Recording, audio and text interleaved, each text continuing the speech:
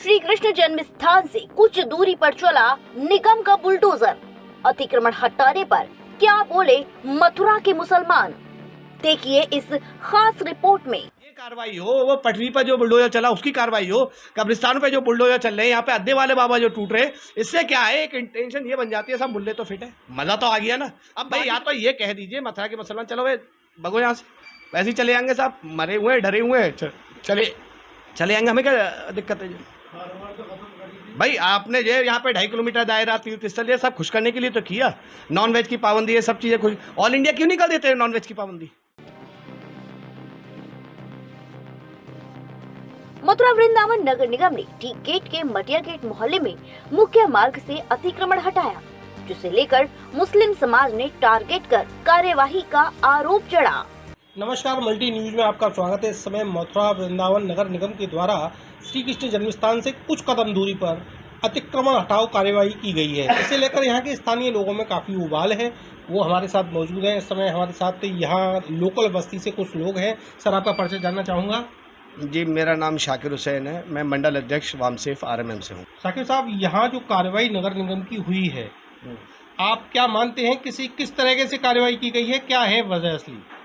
भाई देखिए, मीडिया जो है चौथा स्तंभ कहा जाता है जो है, और ये सवाल तो आपको उनसे करना चाहिए कि जनाब ये ज़रा आदेश दिखा दीजिए, आप किस आदेश से गए थे वहाँ पर, या तो आपकी मनचाही चल रही है या फिर बाकी में कानून विद काम किया है।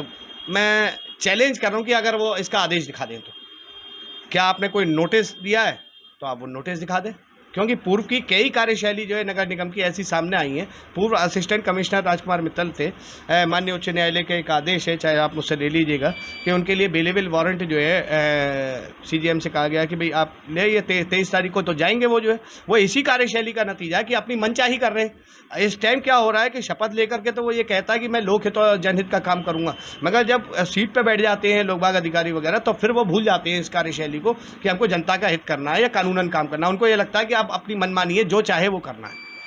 अभी पूर्व डीजीपी साहब का आपने सुना ही होगा, जो है कल का जो उनका बयान था जो है कि इस टाइम बड़े प्रशासन या पुलिस महकमे ये सब जो बड़े दबाव में काम कर रहे हैं। तो हकीकत तो ये है कि चला कौन रहा है और कहाँ चलाया जा रहा है, ये भी बड़ा देखने का विषय है। ना तो कोई आदेश था, ना नोटिस था, ना कोई जेसीबी चलाने की परमिशन थी। पूर्व में भी कई चीज़ों पर हम पूछ चुके हैं, तो उन्होंने ये कहा है कि साहब कोई आदेश, कोई परमिशन, कोई नोटिस नहीं है, जेसीबी चलता है यहाँ पर बिना मनमर्जी।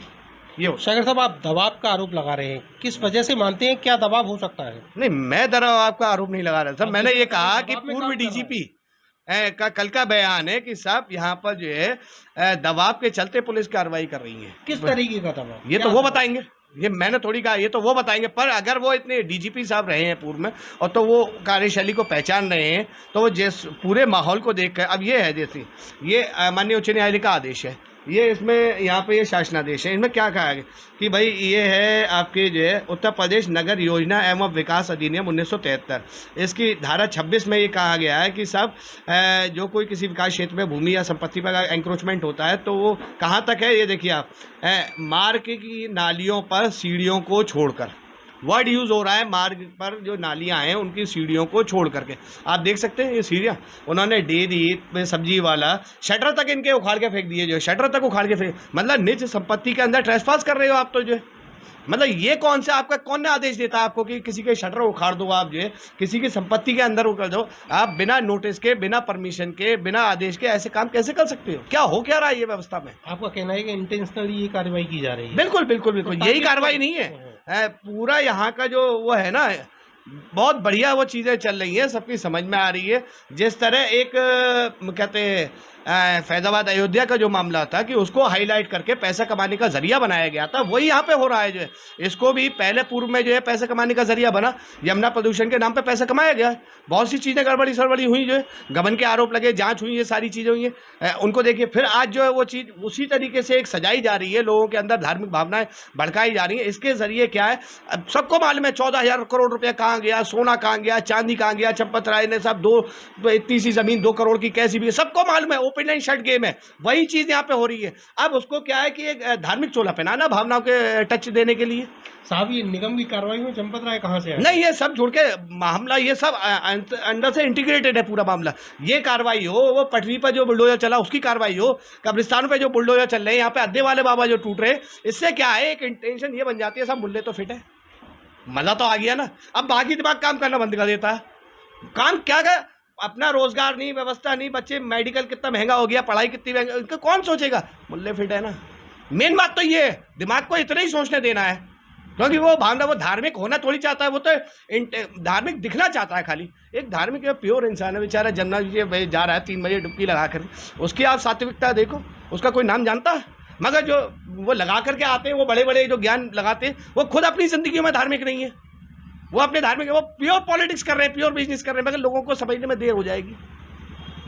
भाई जितना समझ जाए, धर्म कोई ऐसी चीज़ नहीं है जो किसी को आहत करने की बात करता हो। धार्मिक इंसान वाकई में कभी वो नहीं चाहता है, मगर धर्म के चोले में जो लोग गेम खेल रहे हैं, ये वाकई में गेम है।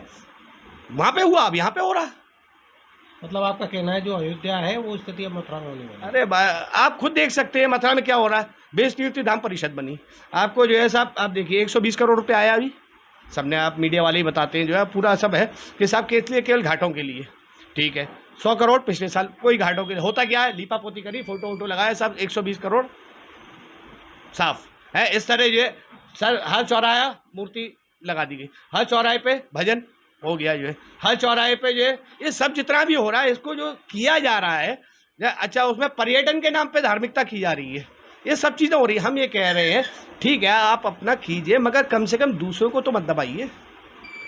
सर्वे भवतु सुखिन सर्वे सन्तु निरामया सर्वे भद्राणि पश्यन्तु मा कश्चित् दुःखं कौन रहा है, भाई है दबा क्या? कौन रहा है, इसको थोड़ा हुजूर, ये पटरी जो टूटी, ये कब्रिस्तान जो टूटा, अद्दे वाले बाबा जो टूटे, जो है अब यहाँ पे बुलडोजर चल रहा है, ये क्या है? आपको भी तो दिखाई दे रहा है। ये सब जो है एक साथ, ये मैं चीज़ें आपके सामने रख रहा हूँ, ये हो क्या रहा है भाई? या तो ये कह दीजिए मथुरा के मुसलमान चलो भाई भगो यहाँ से, वैसे ही चले आएंगे साहब, मरे हुए डरे हुए हैं, चले आएंगे, हमें क्या दिक्कत है? भाई आपने जो यहाँ पे 2.5 किलोमीटर दायरा तीर्थ स्थल, ये सब खुश करने के लिए तो किया। नॉन वेज की पाबंदी, ये सब चीज़ें खुश, ऑल इंडिया क्यों नहीं कर देते नॉन वेज की पाबंदी? भाई आप कहते हैं कि सबके लिए एक समान कानून होना चाहिए, एक समान कानून होना चाहिए, एक समान कानून पूरा ऑल इंडिया कर दो। नहीं साकिर साहब, वो तो जन्म स्थान की वजह से किया है। अरे मैं कह रहा हूँ जगह जगह पे कण कण में शंकर, मना करोगे आप? मना करोगे आप? कण कण में शंकर आप ही तो कह रहे, तो मैं कह रहा हूँ ना पूरा ऑल इंडिया बंद कर दो ना बिल्कुल। कहीं पे जो है वही ब्राह्मण कम्युनिटी है, चाहे वो बंगाल की हो या महाराष्ट्र की हो, नॉन वेज पसंद करती है।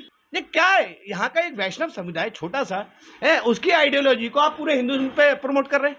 कहाँ महाराष्ट्र का और बंगाल का, वहाँ का जो ब्राह्मणिज्म है वो अलग है क्या? वो शास्त्र अलग है क्या?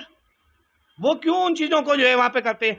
कालीदा में हो या आसाम में हो, वहाँ पे जो चीज़ें होती हैं, बहुत सी चीज़ें होती हैं जो आपने विषय से थोड़ा नहीं, विषय से मैं ये कह रहा हूँ कि आप असल में कुछ और चीज़ें राजनीतिक उस पर जो है थोपना चाह रहे हैं। हम केवल एक जियो और जीने दो यार, आप भी खुश रहो हम भी खुश रहें। मगर जिस तरह आप जो है घेराबंदी करके ला रही हो, ये सब चीज़ें जितने अधिकारी कर्मचारी वो उसी शैली से चल रहे हैं। पर हम ये कह रहे हैं कि इससे बड़ा दुख पहुँच रहा है। यकीन मानना, इससे आप भी अपने धर्म पर नहीं है और हम भी जो दुखी हो रहे हैं। भाई हम कर क्या सकते हैं? कोई बात नहीं, आपको बर्दाश्त कर लेंगे। पर हकीकत बात यह कि आप भी अपने सात्विकता का पालन नहीं कर रहे हैं। ऐसा धर्म नहीं होता है जो दूसरे को कष्ट दे। धर्म वो होता है जो खुद भी जिए और दूसरे को भी जीने। जो एनक्रोचमेंट हटाए गए वो टारगेट करके हटाए गए, आपका कहना था? बिल्कुल बिल्कुल, हर चीज़ टारगेटेड हो रही है, हर चीज़ केवल कम्युनिटी वाइज हो रही है, टारगेटेड जानबूझ के हो रही है, जानबूझ के हो रही है। और इसी वजह से हो रही है कि इससे राजनीतिक लाभ मिलता है। लेकिन उसके उलट अगर देखा जाए तो राजनीतिक लाभ के लिए अभी तक तुष्टीकरण भी तो वहाँ भी था, उसको लेकर कैसे आपने देखिए? वो जो कर रहे हैं चंद लोग होंगे, वो अपना खुद देखें, जैसा जो बांधेगा वैसा खोलेगा। मैं तो सिंपल एक बात कर रहा हूँ कि भाई जियो और जीनो दो वाली पॉलिसी पे तो चलो भाई। अगर मान के चलो मुस्लिम कम्युनिटी आपने 1 जगह 2 जगह 3 जगह 4 जगह 5 जगह आपने टारगेट कर दी, और अगर आपको ये खुशी मिल जाती है तो एक बार में जो कह दो भैया भग जाओ यहाँ से। भाई तिल तिल करके क्यों आप जो कर रहे हो, एक बार में कह दो कि भाई जाओ यहाँ से। आप ऐसा मानते हैं कि उनका मैं मान नहीं रही, आपका वो बता रहा है सब धुआं निकल रहा है, तो कोई इंसान बेअकल ही होगा जो ये कहेगा कि सब आग नहीं लगी है। अब धुआं देख के मुझे इतना तो समझ में आ रहा है कि आग तो है। जो कार्रवाई की गई है उसे लेकर फिलहाल ये कार्रवाई किसी भी तरह कानून सम्मत नहीं है ना संवैधानिक। आप क्या करेंगे? आप लोगों की क्या अब अगली प्रतिक्रिया होगी। भाई हमारी तो मानना ये है कि हम आवाम से यही कहते हैं कि देखो गर्मी मत खाओ, आप नुकसान में हो, गलत चीज़ है।